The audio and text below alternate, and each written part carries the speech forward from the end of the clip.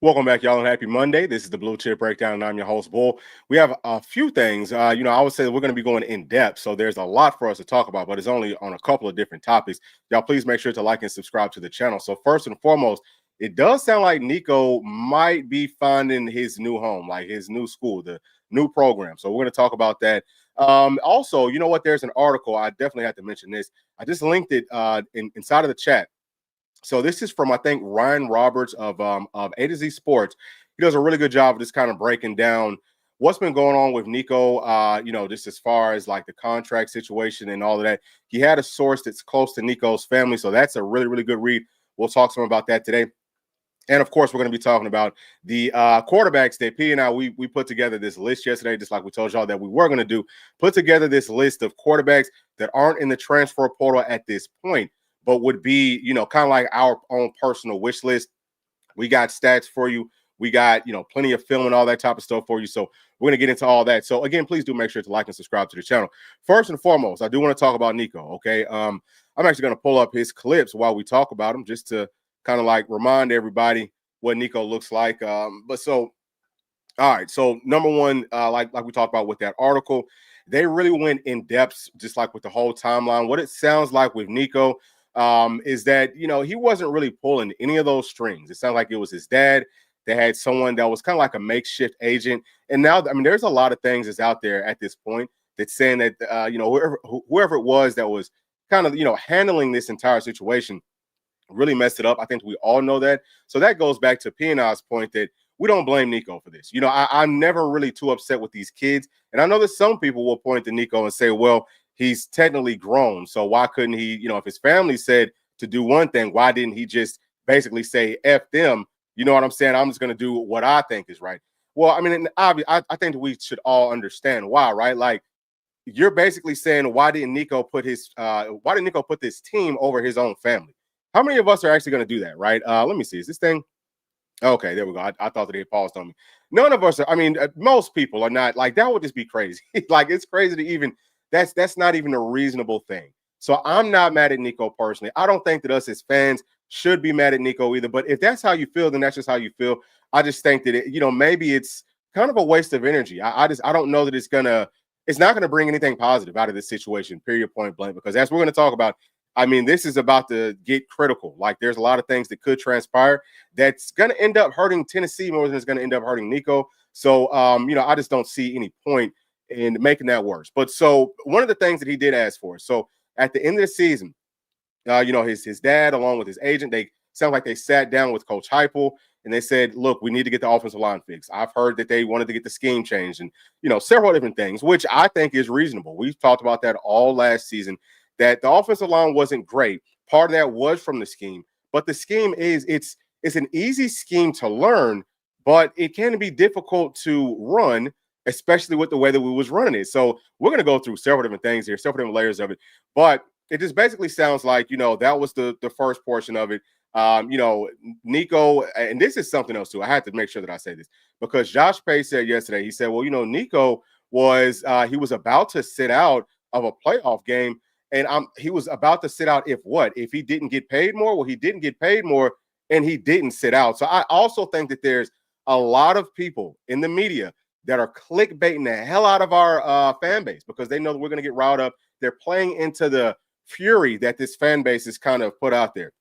So I would just say also, man, take that stuff with a grain of salt. Just be very, very careful because it doesn't matter. Like, they're just bringing up stuff that doesn't even matter. Like, he was going to do something. Well, how do you know that he was going to do it if he didn't actually do it? But either way, right? So he does end up playing in our playoff game.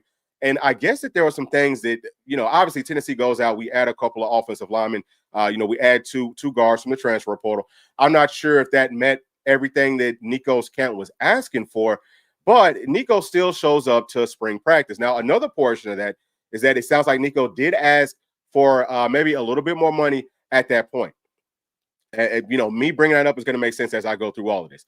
So that, fast forward to Nico holding out or, sitting out of practice this past Friday, right? So Nico sits out kind of like a no call, no show. I think that that's really where he messed up at. But it sounds like even after that, there were some higher ups that came down and had to push Coach Heupel to like cut ties with Nico. So, and that actually goes back to, and this is something that P and I both noticed. If you go back to whenever Coach Heupel first talks about this situation, he says, publicly, he says, "Hey, no one's bigger than the power T, not even me." Now, when he said that, my first thought was, oh, he didn't want to get rid of Nico. Somebody up top is the one who pushed him to get that done. And my other part, I mean, obviously, so like we can say that no one's bigger than this or than that, but there's always someone at the top with who's pulling all the strings from a money perspective. They're bigger than everything. Like whatever they say goes, whether it's actually good for the program or not. Like they can make everything go. So I had to make sure that I throw that out too. So dang, I had to get myself back on track with where I was going with it. All right, so going back to the whole Nico being cut thing. It sounds like on the day that he didn't show up to practice on Friday, one of those big time donors was trying to reach out to him and to his family, and they got like really pissed off that they didn't get back to him. And that's when the call came down to Danny White. That's when Danny White had to give Coach Heupel that nudge to say, hey, Nico's got to go.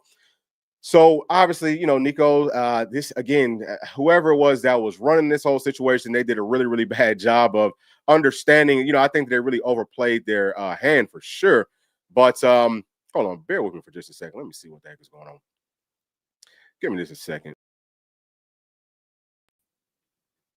Okay, I don't know what the heck is going on with this because now this thing is acting crazy. But either way, right? So that's what really stirred up everything, is that they pissed off the wrong people. But what we've been hearing is that they got so angry about this whole situation that now they're saying that, hey, look, we're going to take that $4 million that Nico was asking for, and we're going to meet with one of these other quarterbacks. So there are some other rumors out there that Tennessee met with either the agent or somebody from a quarterback that's currently playing. They said that it's a Power 4 school, and they had $4 million on the table. Now, one of my biggest questions right here, y'all, is if we had the money whenever Nico asked for it, instead of waiting until we want to spike somebody, because we don't want for them to, show us up. Like, we don't want for Tennessee to end up not having the best team, but then Nico goes on and balls out. They don't want for that to happen. So they're going to take that $4 million and spend it on another quarterback. To me, that is crazy. So I don't know how true any of that stuff is. Again, it's just speculations, but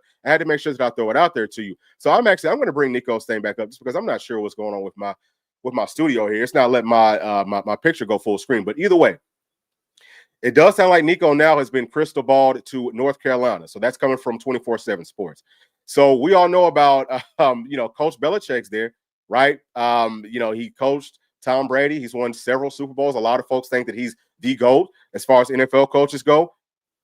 I mean, I don't know. I think that would be that might be a good situation for Nico. Obviously, I would personally, I've said this, P said this. I don't want to speak for P because he's not here, but I can tell you just for me, I would, if somehow, some way Tennessee could find a way to get Nico back, I would much rather have that just because he knows our system well. And people want to talk about how he didn't do a good job of, he didn't understand Tennessee's system and all of that, which I don't think that he was the quickest with his reads. But like I said, as you're looking at this, look at how teams are playing Tennessee. Like, they're going to stay deep, okay, and they're going to take away the middle. So you only have a few places to go. And if you look at how Nico, like some of his throws, I mean, dude, he's fitting the ball into some crazy windows. So obviously, Coach Belichick, having been in the NFL for so long, why is he willing to take a chance on a quarterback that everyone says is just average, that, he's a head case and all that? Why would he do that? And I mean, we don't know how much he's going to pay him. Will he pay him that $4 million?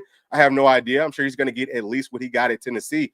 But why would he do that if Nico was all the things that people keep throwing out there? And I'm not so much just talking about Tennessee's fans, because I kind of get it. Like, that's not the way that I would handle it. But I do sort of get the fact that the fans are going to be hurt by this. Sometimes when you're hurt, you speak without really thinking. Like, you say some things that you don't really mean.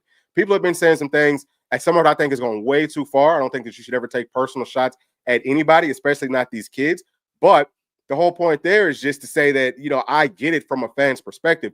One of my bigger issues, like I kind of touched on, is that we've got all these like national media members that are saying, oh man, this is a big situation. Let me get these clicks. Let me get these likes. And they're putting out all this stuff and kind of throwing some extra fuel into the fire and saying that, oh, Nico's average, Nico's this and that, which, I mean, I think that, most of us know that that's not true. Even if people said, I think that deep down inside their hearts, they know that that's not true.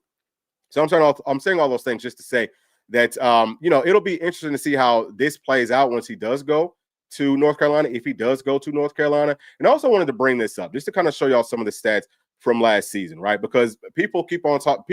There's a lot of, I think, false narratives. There's a lot of things that people are throwing out that it doesn't really make any sense. So these are our stats from last season, right? We kind of know where Nico was at, but I do want to touch on this. Our total offense, right? Because people are saying that, well, Dylan Sampson is the reason that Tennessee did what we did. It wasn't so much Nico.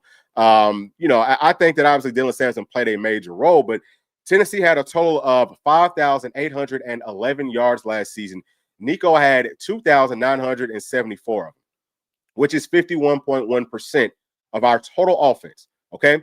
So just to kind of show you, right, I just want to kind of show this to y'all pretty quickly so I can make this point. We can look at 2022 because Hendo Cinco is who he was the GOAT inside of this offense up to this point.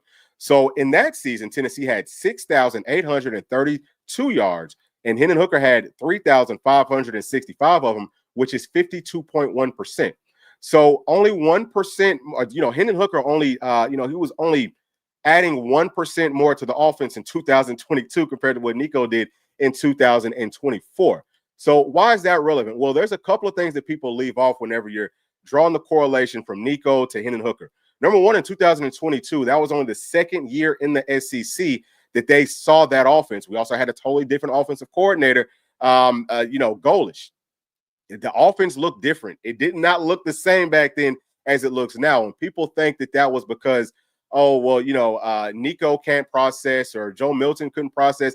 I don't think that's it. I think there could be a combination of a few different things, but mostly it's because of the scheme. It was a more difficult offensive scheme to run the way that we were running it. It wasn't as many dump offs, wasn't as many crossing patterns. And also, think about it. Hendon Hooker would have people running wide open every single game. He'd have 2 or 3 people wide open every single game. Nico might have had somebody running wide open, I'm going to say a total of 6 to 7 times over the course of this entire season, something like that. Hendon Hooker probably had at least twice that. Why? Because the offense was still new. I think that the offensive scheme and the flow, it was different. It was better. It was not the same. Okay. It just was not the same. And also, going back to Dylan Sampson and what he did inside of this offense, I want to show y'all, right?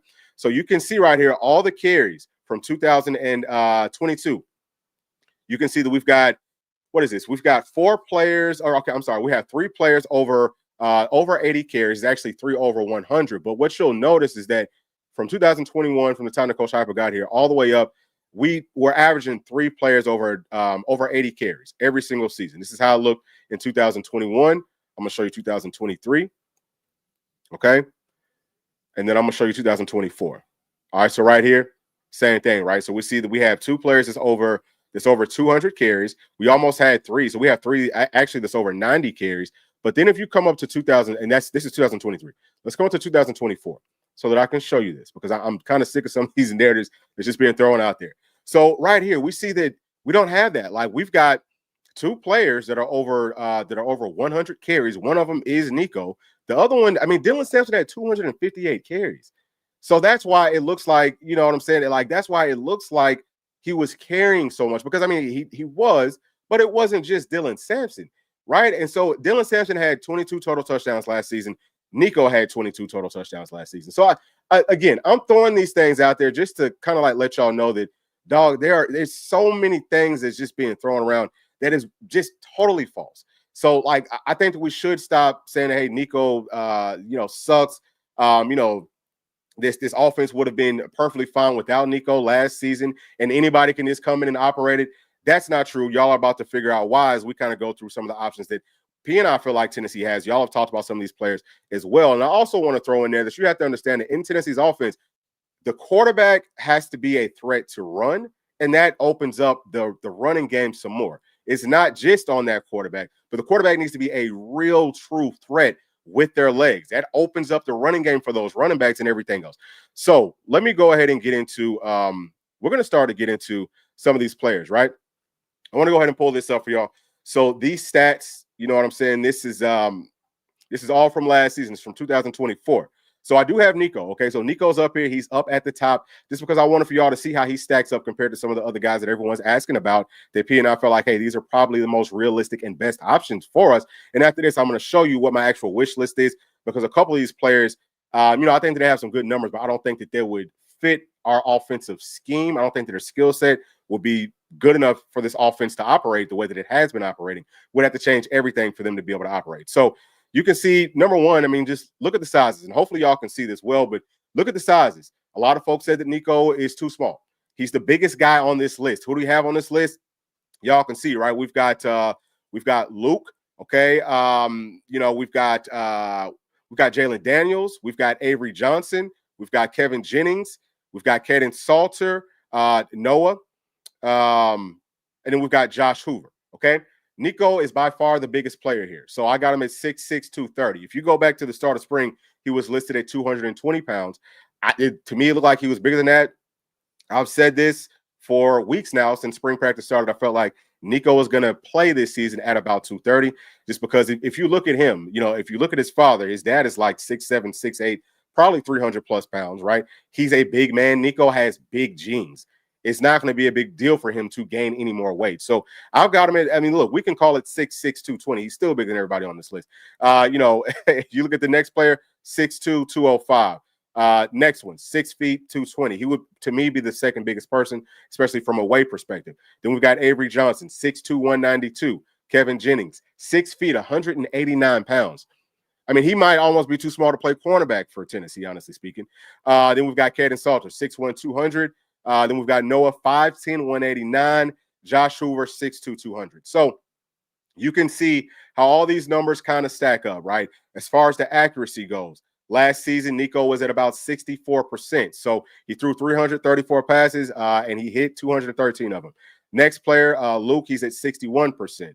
Then we've got Jalon Daniels, 57%. Avery Johnson, 58.3%. Kevin Jennings, 65%. Kaden Salter, 56.3%. And actually, with Kaden Salter, we might go in depth with this a little bit more. His season in 2024 was nothing like his season in 2023. His 2023 season, the numbers were crazy. And then we've got Noah. He's at 61%. Then we have Josh Hoover at 67%.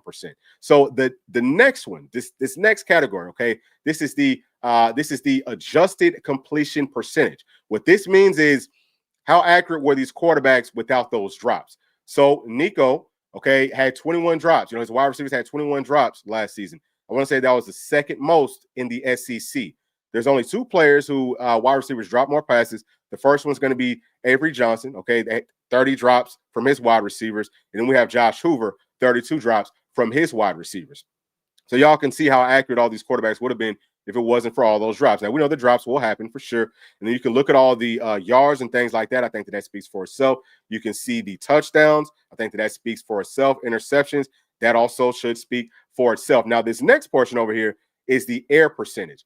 What this is talking about is like how much of the yards were basically just from the quarterback. It's like, hey, they threw it to this spot, right? So like, let's just say if it's a 60-yard play, if the ball travels in the air 50 yards, that goes into this category. So a lot of folks think that Nico's accuracy or the quarterback's accuracy inside the Tennessee system is just from the quick screens and things like that. That's part of the reason I wanted to make sure that I put this up here. So if you look at the quarterbacks, who had more drops, that you want to maybe consider to be more accurate than Nico, you can see that his air percentage was at 58.5.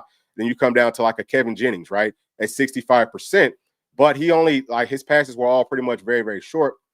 Most of his yardage came from yak. Only 44% came through the air. Okay, we can also talk about Josh Hoover. 50.2% of his came through the air. So you can also look at the sacks, right? You can see some of these teams, they had probably better offensive lines. I think that there is something also to be said about the scheme, about the way that the quarterback functions to not take as many sacks, but that's there for you. You can see how the rushing numbers look, and hopefully y'all can see that, and you can also see the overall quarterback ratings. So, I'm curious what y'all think, just kind of like looking at all these quarterbacks. Who would y'all want to pick from this list? Now, again, I want to go back to what Tennessee needs to run our offense. What we've seen is that the quarterbacks have all been big. Like, they've all been at least 6'3" and up. There's no quarterbacks on this list besides Nico that's 6'3" and up. It doesn't mean that you have to be that tall, but if you're not, you have to have a very, very strong arm. I think that's part of it is that you typically the bigger quarterbacks are going to have stronger arms. And it's not just about how far can you throw it, but how quick can the ball get there, right? Because if y'all go back, to was that yesterday or on Saturday? Excuse me, on Saturday. Excuse me, y'all. When we were looking at Merck, right? We was looking at his film. We noticed all those quick screens that he was throwing. It was always on the short side. Okay, it was from that near-sided hash. Now, is that because it was at the end of the game, and maybe we're just trying to make sure, hey, we don't want to, like really long passes, or is it just because his arm wasn't as strong? Now we know that the insiders and everyone else has been saying that his arm had to get stronger from last season. My whole point here is you can't have a quarterback that's every time that they're on the near side that the defense can key in on, hey, that wide receiver quick screen is only coming to this side. We don't have to worry about it from that wide side. That's why you need to have a strong arm. Like we also talked about, you got to fit the ball into some tighter windows in this system, unless people are running wide open, which we haven't seen too much of that since really 2022. If people aren't running wide open, the ball's got to get there with some zip. There really aren't too many quarterbacks on this list that are doing that. You also need to have a threat with your legs. So I wanted to make sure that I throw those things out there. And I'm curious, before I move on and show y'all, you know what I'm saying, what my wish list, what P&I's wish list was. I want to see who do y'all like?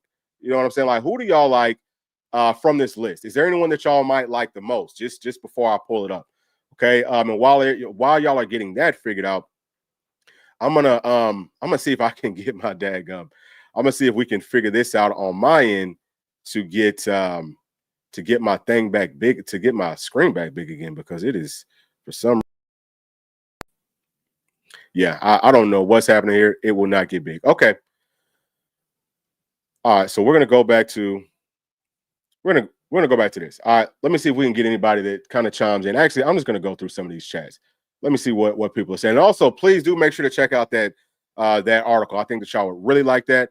Okay, so Camden is saying that there's no visual on the video. Okay, that's my bad, bro. And right here, saying that Nico was in a rough spot.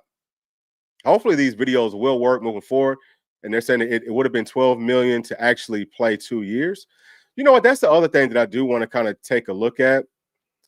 Saying that this is unrelated to this BS, but are you going to make it to the Syracuse game in Atlanta? Would love to meet and greet. It's always go big going. Yeah. So I don't know. You know what? Since it is here, we might be able to do like a little like pregame show or something there, or just kind of come out and just chill with everybody. I don't think that we're going to actually go to the game though. But yeah, that's a great idea. So right here from Foster is saying that buying another QB that's already a part of a team is just getting another Nico. Yeah, that's an interesting point too, because people are looking at it and they're saying, well, are these players worth this and are these players worth that? I mean, I want to show y'all a couple of things here, okay? So just bear with me before I get to my list. There's a couple more things that I do want to show you. Let me see if I can get this up for y'all real quick, because I want for y'all to understand this portion of it as well. All right, so I'm gonna go right here. I want to start off right here. Okay, so this is Arch Manning. Okay, this is his numbers from last season. He had 939 yards, 9 touchdowns, 2 interceptions. Okay, that's his QBR, 87.5. So again, Nico's was at like 140 something. Now, understand this, that Arch Manning, as far as On3 says that his NIL is valued at like $6.7 million. I don't know exactly how much he's getting from Texas, because I know he's getting some, I think he's got Dr. Pepper or something like that. I'm sure he's got some good deals set up. But how much is Texas paying him? I am positive that it's over $2 million. Okay, it's probably more than Nico was making. If not, it's at least as much as Nico was making, because people kept on saying, well, Nico, he's been on the bench. He wasn't really doing much for us. So was he worth $2 million last year? No. That's what they're saying. People are also saying that, well, Nico, he only most of his yards, most of his touchdowns, it came from lesser competition. That's going to be every single player. like everyone's going to have better numbers versus the worst teams. So looking at what Arch Manning did, let's see where all of his yards came from. You can look his touchdowns. Okay, so these are the passing touchdowns, right? Okay, so he's got 2 right here versus Mississippi State. He's got 2 versus ULM. He's got 4 versus UTSA, and then he's got 1 versus Colorado State. What about the rushing? What did he do here rushing? Well, looks like he got 1 versus Texas versus the Aggies, which that's good. He's got 1 right here versus Mississippi State, 1 versus UTSA, 1 versus Colorado State. So versus some of these bigger teams where, I mean, he didn't even play. You know what I'm saying? So why would he be worth that money? Why would Texas pay him that? Because his numbers aren't showing that he should be like they shouldn't have been paying him that, right? No, that's not how you're going to pay people based off of their talent. You know what I'm saying? Like a lot of it will be based off of their talent. Now, I love Arch Manning. I think that, Arch Manning and Nico, those are, like whenever you talk about the 2 players that you look at and you say, man, their ceiling as far as talent is all-time great. That's their ceiling. Doesn't mean that they're going to get there, but they've got that type of talent. They're the only 2 players as far as quarterbacks go that I look at and I say that. So that's why he's getting paid this way. I would also maybe like to bring up, listen, we could go take a look at Jeremiah Smith too. Let me show you what Jeremiah Smith meant to his team. It sounds like he's getting paid $4 million. Okay. There's just, y'all, there's a lot of narratives out there that I'm just sick of seeing it. It's because it's so stupid. So I'm going to get to right here. Let's take a look at these Buckeyes, right? Let's take a look at these Buckeyes. How many yards did they have last season? Well, we see that there was over 4,200 yards passing, over 2,600 yards rushing. So, they're close to about, I don't know, almost 7,000 yards. Now, Jeremiah Smith, he is a true freshman. But if what people are saying is true, if you should only be getting paid based off of what you've actually done, he had a great season last year. 76 catches, which wasn't most on his team, 1,300 yards, okay, 15 touchdowns. There was another wide receiver that they had right here who was going to be, probably a first day, draft pick, first, second round, something like that. He had over 1,000 yards. He had more catches, and he had 10 touchdowns. Now, based off of that, he should have got paid more than Jeremiah Smith, but he didn't. You know what I'm saying? I don't think that he did. I don't know that if that $4 million for Jeremiah Smith is for next season or if it's from this past season or what. But he's getting paid a ton of money. But he was just a fraction of what the offense was, of what this team was. See, that's a juggernaut team. They maybe could have still won the whole thing without Jeremiah Smith. Having him, that was just like a slam dunk. Like they got to the playoffs and they cocking it back. You know what I'm saying? Cocking it back, boom. You know what I'm saying? Cocking it back from the free throw line. Boom. Catching the U. That's what that was. They didn't even need that. So how can you justify that they can pay him that way, but you don't want to pay anyone else like this? Like, what does it take, for us to look at what we have and say, maybe we need a little bit more, or maybe we should pay them a little bit more. If you want to win championships, you've got to pay these players. So not necessarily taking either side, but I just want for people to understand that this is what football is now. This is what college football is now. And at some point, I think that the higher ups are going to sit back and say, okay, we have to put these guys on an actual payroll now, okay? Because until they do that, it's going to be messed up. And it's not so much about the money. It's more about that NIL. Like we just said, it's been rumored and speculated that Tennessee has enough money, that we had enough money to pay Nico that $4 million, and they were playing games. So it sounds like games have been played on both sides. I don't think that either side handled this thing perfectly right. I don't. I think that we could have done several things differently, and we would not have got to this point. But either way, let me go ahead and get back, man. Let's go ahead and get back. Let me see if there's anyone that kind of chimed in just as far as some of the players that they might want to see. I don't think that I do. So I'm just going to go into what our wish list was, okay? This is how P&I's wish list looks. So at number 5, all right, I have Kevin Jennings from SMU. I'm going to pull up his clips for you, and I'm going to tell you why I have him at number 5, because realistically speaking, he looked, and also let me know, y'all, if y'all can pretty quickly, if this is not working. If this is not working, if y'all can't see these clips, please let me know, and I'll see if I can get that figured out for you. But he's got, I think, a strong enough arm to operate in this system. Okay. I think that he has the legs that you would want to be able to operate inside of this system. Now his arm is not the strongest, but he's also really small. So that's why he's actually, for me, he's at number 5. Now he's accurate. So like you can see him here, he's got some baller to him, that's one of the things that I absolutely love is that he's got that baller to him. He can do a lot of good things. I don't remember what game it was. It might have been versus Penn State. He had one really, really good game in a like critical situation. So those types of things, that's always very positive. Now, I think that we could probably go out and get him. I think that he might want to come and play for Tennessee. We know that SMU is paying. So if it's not true that Tennessee has that, that Tennessee's got enough money to go pay that $4 million, which I don't think that he would cost that, then we're going to be in a tight spot. Just period, point blank. We're going to be in a really, really tight spot because we're going to have to pay at least what Nico had, probably a little bit more. One of the other things that I love about him and all the guys that you see that's in our top 5 is they're all, potential one and done guys. I don't think that you want to bring in some of these younger players, even though there are some studs that are younger. I don't know that you want to necessarily reset the whole roster from a quarterback perspective and maybe from a lot of other ways as well by bringing in a young player that could push out Merck, that could push out GMAC, that could potentially also push out like a Faison. You don't want to do that. So you got to go get a one and done guy. This is their opportunity to go onto the league. They're only going to have 2 or 3 months to understand and learn Tennessee's system. So it's not going to be as attractive to anybody. You're going to have to pay them more to, entice them. I would say, I would have to anticipate to entice them to really want to come just because it's not the best situation. All right. So let me go on back. Let me come on back to this. All right. So the next player is going to be Jalon Daniels. Okay. And he's from Kansas. Like we said, 6 feet tall, 220 pounds. He's listed. I think he's going to be like a redshirt senior. He might be a graduate or something. I'm not sure, but he's been in college for, I want to say maybe 5 or 6 years. But let me go ahead and pull up his clips. Like I said, if y'all can't see it, please let me know because I do not want to have this stuff up and y'all can't see it. Let me see. Okay. So, all right. So it doesn't like, well, I mean, it looks like y'all can't see it. So with Jalon, there's some things I like about his game. I think that, so he can definitely run, he's definitely mobile. He's not the most accurate quarterback. I think he only hit on like 56% of his passes, which definitely isn't great. None of these guys played up against the same level of competition.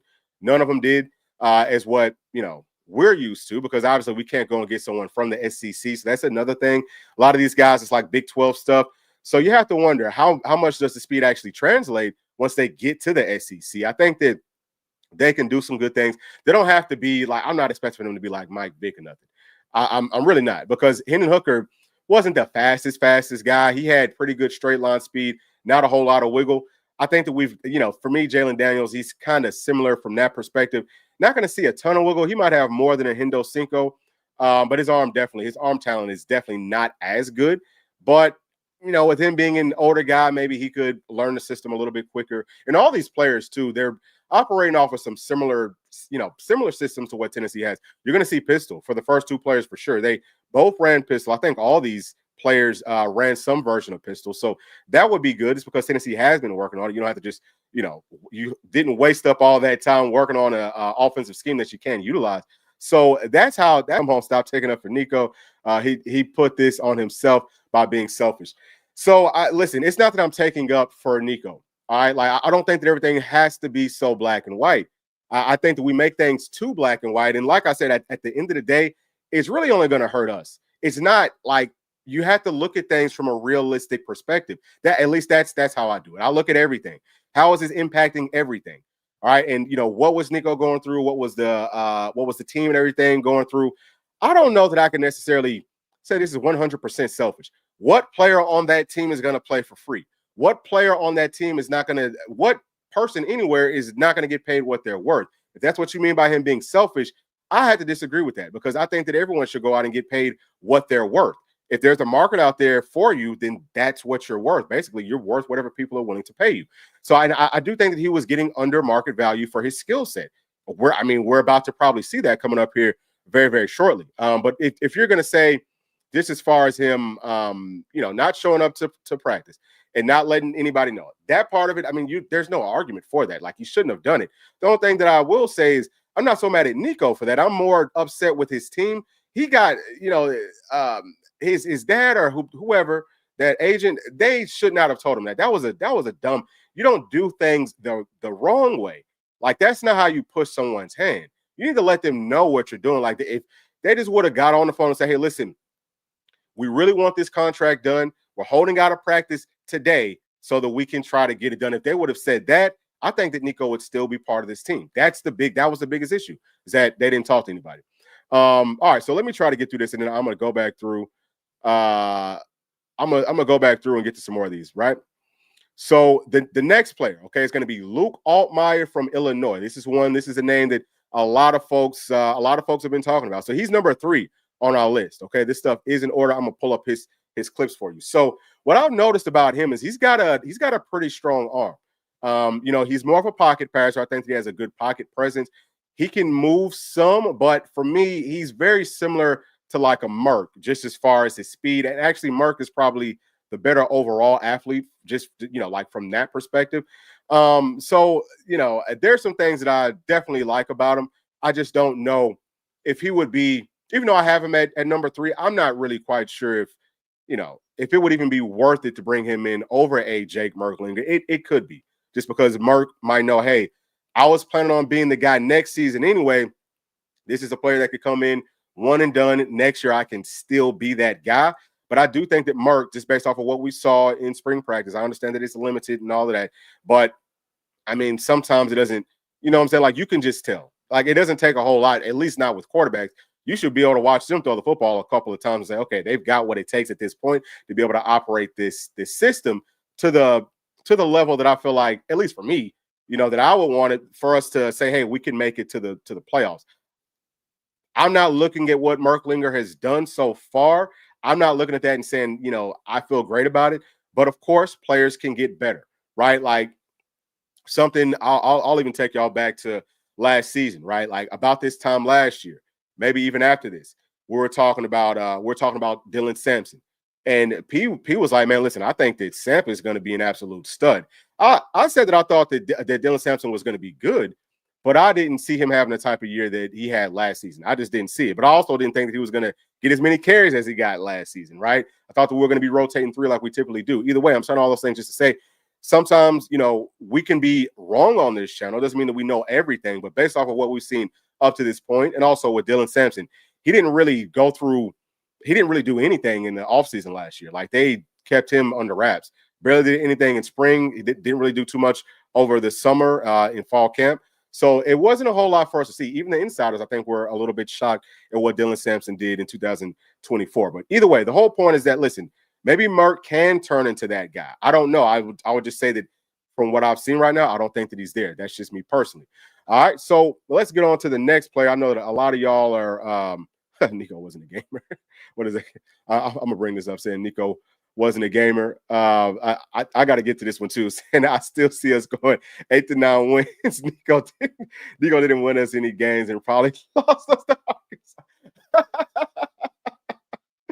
Oh man, like that is funny to me because if y'all think back to that Arkansas game, do y'all realize that Nico had no time to throw? And again, I don't want for y'all to think I'm in here just sticking up for Nico, but I'm trying to be realistic. And I know that people are in their feelings and stuff, but come on, man, like it's not going to help us. It's not going to help us just to keep on lying about this stuff. In that Arkansas game, I don't even know that Lance Hurd might have came back in that game, but think about it. He had like a whole month off. So he was way out of shape. Our offensive line got destroyed in that game. Nico was running for his life. We still had a chance to win the game. Okay, keep in mind that Jordan Ross runs into the punter and gets Arkansas that extra first down. But Nico's still on that last drive without any time. He rolls out to his left, and I show this clip all the time. Throws the ball down the field, 60 or 70 yards on a line. Okay, in double coverage to Dante Thornton. Dog. That is special, okay? That is not easy. So I would never sit here and try to say that Nico's the reason that we lost it. That just doesn't even make any logical sense. Okay, so let me go on to the next one. Who's the next player up here? All right, so the next player, okay, so Avery Johnson. Avery Johnson, who I like a lot. Y'all can see his numbers.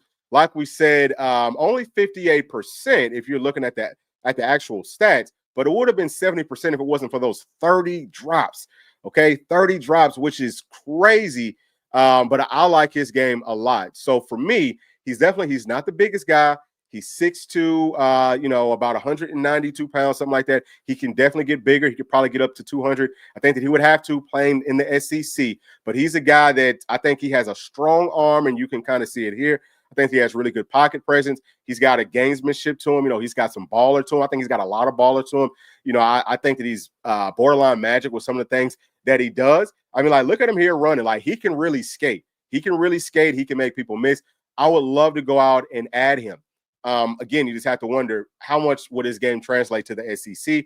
I think that he would be fine. Really, I could say that in overall, he might be the best and most realistic option for Tennessee. I definitely think that he could come out and play for us, get it done. I do think that we'd have to change up a couple of things within our offensive scheme, the way that we like to run things, because it doesn't 100% suit his skill sets, or he's going to have to learn it. But I just think that in a situation like this, you probably want to try to carry the offense more to the quarterback that's coming in new, instead of saying, hey, this is our system. We're going to be rigid about it. We're not going to bend on this. You got to learn it, and you got to execute it. I just think that just wouldn't be too bright for our coaching staff to do. But, I love his game. I love his makeup. I think that he's a lot more, obviously, a lot more accurate than what people think. His deep ball, it looks good. I think that he throws with great touch and things like that. Like, look at this, boom, drops that one right inside of the bucket. So that's something else. I think that Nico could have been better on his deep passes. I feel like Avery Johnson, he's definitely not perfect. I don't even know if he's better than Nico in that category, but maybe he can get there. Maybe he can get to a point where we wanted to be at, right? Like where it was like with Hendon Hooker, where he missed some deep passes too. Everyone's going to miss some, but I think he was a lot more accurate with it. If you can be accurate with those deeper passes inside of this offense, then the underneath stuff should open up just significantly more. But that was the thing. That last season that we noticed it last year, we noticed it in 2023 as well with Joe Milton. Because we had quarterbacks with such strong arms, there was a lot of cover for. The underneath stuff was typically going to be there. There was a whole lot of that. We have to find another quarterback that can stretch the field vertically. That's a threat of that to keep the coverage off. We got to mix up some of our scheme stuff, bunch things up to be able to get, be able to get guys like Boo Carter the football, Braylon Staley, Matthews, Brazel, all those guys, Travis Smith, all these young players. We got to find a way for everything that's new within this offense to click and to gel in a way that is a lot easier. That's a lot more simplistic than maybe what it has been before. And again, I don't think that Tennessee's scheme is complicated. Not from a mental perspective. I really don't. I think that it's one of the more simple and basic concepts of how you run an offense. But I do think that from a physical perspective, especially with the quarterback, it is more difficult. You need a guy that can really ball out. So the last player, number one on my list is Caden Salter. And the reason that I said Avery Johnson is probably the best, most realistic option is because Caden Salter transferred from Liberty to Colorado. That just happened. I don't know that, and plus he did play at Tennessee. I don't know if Coach Heupel maybe pushed him out the door or what. I don't know if there's bad blood there or what. But for me, he would be the perfect guy because he's older. I think he's calm, and he can make all the throws. So let me go ahead and pull him up for you real quick. All right, so here we go. So this is him. And yeah, he's playing up against a lower level of competition. And as we said before, his numbers last season weren't great, but in 2023, they were outstanding. But he is a guy that can most definitely run. I think that, he's got a certain touch. And his arm isn't the strongest. But what I've noticed is because he plays with so much savviness, that he's able to utilize it in a very, very positive way that I feel like could work well within Tennessee's scheme and within Tennessee's system. For me, again, he's a guy that ran the pistol. I think that he's run it well. He's a guy that will be a threat with his legs. So the defense has to key in on that. Like, look at that pass he can throw from the pocket. He can throw on the move. And he's going to have to, I think that he's going to have to. All these quarterbacks more than likely will have to, throw from outside the pocket. If we were to choose any of these guys, again, none of them are in the transfer portal at this point. But like we said, it feels like maybe Tennessee's been tampering with some quarterbacks. Is it one of these guys? Maybe, hopefully. These guys are all smaller. Tennessee has a tall offensive line. We have a big offensive line. Will it be a problem for them to see over that really big offensive line? Because our offensive line is bigger than the average offensive line. It could be possibly, but I don't know that part of it for certain. But I think that that's probably going to go into kind of who do we want to bring in, all that type of stuff. Again, I don't know how realistic Caden Salter is, but if we could make it realistic, I would love to add him to this team just because I think that he will be a perfect fit for what we like to do offensively. And let me see right here. This right here is from Hub. He's saying, asking, do I think anyone else hits the portal now that the QB is a question mark? I mean, listen, I'm just going to be honest. I'm not trying to be Debbie Downer, but if you're asking me how I honestly feel, yes, I honestly feel like we're going to see more people. Actually, I saw this yesterday that Larry Johnson, he's been. It sounds like maybe he's entertaining it, right? So you're gonna put David Sanders over there at right tackle. If he stays, I've seen some people say that David Sanders should be starting at left tackle over Lance Hurd. I disagree with that thoroughly. Hopefully Lance Hurd stays. But for me, it's probably more about those wide receivers, just because, especially maybe some of the older ones, right? Or I guess the only older one would be Brazel. He's a guy that can go into the league next season. Because if this is your send-off season, you do have to wonder what are my opportunities going to look like as far as who's going to get the football to me. I think that those are all very realistic things. It doesn't mean that it is going to happen, but that's something that I'm worried about. Let me get to my brother P right here. So P saying that he loves Avery Johnson's game. If we land him, that's a home run. Yeah, I think that's our best bet right now. Like just based off of everything that I've been seeing, I think that is our best bet. I probably should have switched him and Caden Salter, but yeah, I would say that Avery Johnson is probably my number one option. Something else that I'm going to throw out there just really, really quickly, y'all, and I don't know if I said this earlier or not, but if Nico does go on to North Carolina with a pro-style system, and if he looks really good, that's going to be bad for us. Obviously, that's not going to look good. Quarterbacks will start to wonder and question, do I want to go play in this system? So, and I mean, I'm never going to wish bad on anybody, right? I'm hoping that I'm hoping that Nico does well. I know some people are going to get mad at that, but it is what it is. Like I'm not gonna change my heart, for nothing. That's just how I am inside of my heart. I think that Nico is a good kid. Okay, I wish all of these kids, like I don't wish bad on really anybody. It's hard. I don't have that type of hate inside of my heart. But yeah, I think that him doing well, it could be a negative thing for Tennessee, especially if we don't have a quarterback that absolutely balls out. You know what I'm saying? Like, we're going to really have to find somebody that absolutely balls out, because I think that Nico is going to be, I think that he's going to find success wherever he ends up at, whether that's North Carolina or anywhere else. That's just kind of how I feel about it personally. Let me see what Sam is saying right here. So Sam is saying that could a smaller guy make it harder for the defense to find the ball? That's an excellent point. 100%, they definitely could. And that's, we've seen that with some teams. You don't see it as much these days, but kind of like back in the day, I would say like early 2000s and in the 90s, you'd see maybe some of the smaller running backs, because it's hard for the defense to see them because they hide behind everybody. So that's an excellent point. I did not think about it that way. That's definitely a glass half full way to look at that. For my dog MG Way, saying that Nico is unrealized potential. Unfortunately for him, I think that he stays that way. But like the others have said, he didn't win us an SEC title or a playoff. We definitely saw this potential and forgave mistakes. Yeah, so let me just ask y'all this though, because that is true. But like that was the whole reason I brought up Arch. Because did Arch help his team win anything? No, but he's still getting paid because he's got the potential. And you also have to think, how different would the team have been? Would we have even made it to the playoffs if Nico wasn't a quarterback? You know what I'm saying? Like, who are you going to put in there that's realistic, that you feel like the team would have done better with? I think that's the other portion of it, right? So, like, let's just say, if this top five that we're looking at, if Tennessee doesn't get any of these guys, and we say that, hey, we're going to stick with Merck, who, again, I love Merck. I love this team.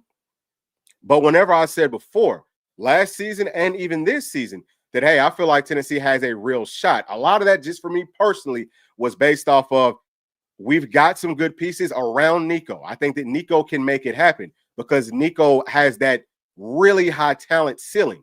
I just don't know that this roster is deep enough, because now you have to understand that if you don't have a guy that can make a lot of things right playing a quarterback, which despite what a lot of people keep on throwing out there, I don't care really what the stats say. If you actually watch the film, if you understand what's going on from a scheme perspective within the actual flow of a football game, Nico meant a ton to this team, a ton.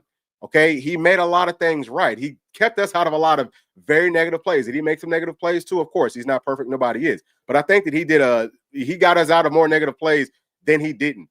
Okay, so without that really high ceiling, think about the rosters that we're talking about having to go up against: Texas, UGA, the Buckeyes, Penn State. You know what I'm saying? I'm not even just talking about SEC, but just look at the SEC: Florida, LSU. Which I don't really trust their coaching staff, but just my whole point is this: if you look at the rosters from top to bottom, Tennessee's roster at this point on paper is not as deep. It's not nearly as deep as some of these other ones, and that's just the honest to God's truth. I'm not saying it to be a Debbie Downer. I'm just being real. I think that sometimes we need to be honest, right? Like I'm always being honest. That's where we're at. So, like, we're going to have to, if we can't add one of these quarterbacks, we're going to have to go and add a lot more from the portal, I think, if we're talking about winning 8 or 9 ball games. That's just me. I'm not taking a shot at our players because I think that the starters are good. But what's the depth look like behind them in some of these key spots? We've got a lot of new players that we don't know how they're going to play. We don't know, okay? We've got a lot of work to do. I think we have a lot more work to do at this point than we would have if Nico would have stayed. Now, again, coulda, woulda, shoulda. I'm not necessarily blaming Nico or blaming this team. I'm kind of blaming both. I think that there was a situation where, hey, if he's asking for this and that, which is also, it wasn't good that his pops and his agent was shopping him, shopped him to the wrong person. It does sound like the whole thing about Coach landing at Oregon, reaching out to Coach Heupel sounds like that was true. That was dumb. I mean, like, they were doing some really, really dumb things. If all these things didn't happen, even though we are at this point now, I think that Tennessee would be in a much better situation. But now that we are on this point, we have to hope that the big-time boosters and donors that have – it sounds like, again, I don't know how true that is, but it's rumored and speculated that they, out of spite, now they want to start to spend more money out of spite to make sure that this team performs better than Nico does next season. You know what? If you want to do it out of spite at this point, that's fine. I wish that you would have maybe tried to do the right thing for this university before, but if they're doing it out of spite now, that's perfectly fine. Okay, we're going to have to, how much are they willing to spend in this window? It's going to have to be a lot. It's going to have to probably be $10+ million if you want this team to get to a playoff caliber. I think, unless one of these quarterbacks, Avery Johnson comes in, maybe he can make the whole thing right. Possibly. I think that we have a pretty good shot there. So that's almost absolutely have to have. I don't know if there's any other quarterbacks that are really on that level that you could say would be like a realistic option that you could go out and add to this team. And, we could say, hey, 8, 9 wins. I don't know how realistic all that is. So that's where I'm at, man. You know what I'm saying? Like, I'm really not trying to be a daggum Debbie Downer. I don't want y'all to take it wrong. I love this team. I've got their back, but I'm also going to be real about this. I know people call me Homer a lot. I wasn't being a Homer. I saw the talent there. Now I'm telling you that I think that we need to add a lot more. Even, I hate to even throw out, names like this, but even Jason Swain, I heard him he said this a few days ago. It might have been on Friday. He was talking about, with Nico. He said, I don't think that he had enough help last season. Basically, I'm paraphrasing. I don't mean to, I don't want to try to misquote him, but I'm paraphrasing it, the way that I heard it. He's like, I feel like Nico, he was asking for some more help. I think that he needed more help. So, for us to kind of get to where we got to last season, I think that a lot of folks can tell you, hey, it wasn't, you can't look at one specific thing. It is a team game, but I don't know. It would take a lot. It would take a lot to be added, or it's going to take for players to step up in ways that we just didn't really see happening. So we're going to see what happens, man. We're going to see. But that's pretty much where I'm at with it. I'm going to see if I can get to some more. I'm gonna see if I can get to some more of these chats because I know that I missed a whole lot of these. I'm gonna try to go back up. All right, so let me get to my dog D, saying that it would be funny if after all these years and transfers, if Salter finishes up in Tennessee. Yeah, man, because he has moved around a lot. Let me see. What else do we got? Oh, okay. Yes, we got some people who wanna unsubscribe. Yeah, and so listen, I just want to say this. That's perfectly fine too. if you can't handle someone having a different point of view as what you have, that, I mean, you don't have to be here. You know what I'm saying? Like, I'm not losing sleep over that. I'm honestly not. Just because I mean, that probably would have been a headache for me anyway. You know what I'm saying? Like, if we can't come in here and have a real conversation, you know, if you think that just because I don't agree with everything that you're saying, that you don't want to listen to it, that's fine. You know, I'm definitely not tripping over any of that type of stuff. You know what I'm saying? Like, it just is what it is. I don't think that and actually I'm gonna pull up some more of these clips. Maybe we should pull back up Avery Johnson. I want to pull this back up as I'm still just kind of rambling on. But yeah, I mean, everything is what it is, but at the same time, I think that we've got to be real about the situations so that we don't get back in this same situation. And also so that, you know, like, we're not calling for Coach Heupel's head or something if we don't have a great season. Like, if Nico goes on to a different team, and if he looks great, we can't say, oh my gosh, Coach Heupel this, Coach Heupel that, or Coach Halsey this, Coach Ellerby that, or Coach Banks, and because that's what's going to happen. Like, you got to be realistic about the expectations, and you got to be real about the whole situation. It's unfortunate. I wish it could be different, but it's just not. It just is what it is. So right here from Eric B. Jones is saying that I wish Coach Heupel could get Avery Johnson from Kansas State. He can run this offense at a high level. Yeah, man. That's where I'm at. You know what I'm saying? I think that he's probably really, really good. Yeah. So Salter, I don't know that if Salter would transfer again, because he just transferred to Colorado. Understanding, I think this might be his last year to actually play. I don't know how true that is, but if it is, he's going to want to probably go to a system where he already has a grasp on it. So it might be hard to get any of these guys, but I'm thinking that the most realistic, probably best option would be, as we said several times, Avery Johnson. But that's going to be it, y'all. Thank you so much for tuning in, man. Listen, we appreciate y'all for rocking with us. You know, hopefully y'all understood where I'm going with all of my points. I'm not trying to pick sides. I'm not obviously I'm a Tennessee fan through and through. I'm not no fair weather fan. If I liked the player before, I'm going to like him again. You know, I'm not just going to stop liking players. I'm not just going to start saying that players suck if I just said last week that they were really good. You know what I'm saying? Like, I'm going to be consistent. This is who I am. I love this team. I think we can get it done. But the truth, you know, from my perspective, is we definitely had to add some things a little bit more than we would have before. So we'll see, man. The transfer portal opens up on Wednesday. I think we have a whole lot of work to do. We'll see. Will we have some movement early on? I'm hoping that we have a lot of good movement, positive movement to the team, not away from the team early on. But that's going to do it, y'all. Thank y'all so much. Please do make sure to like and subscribe to the channel. And we'll see y'all in the next one. Thanks. Peace.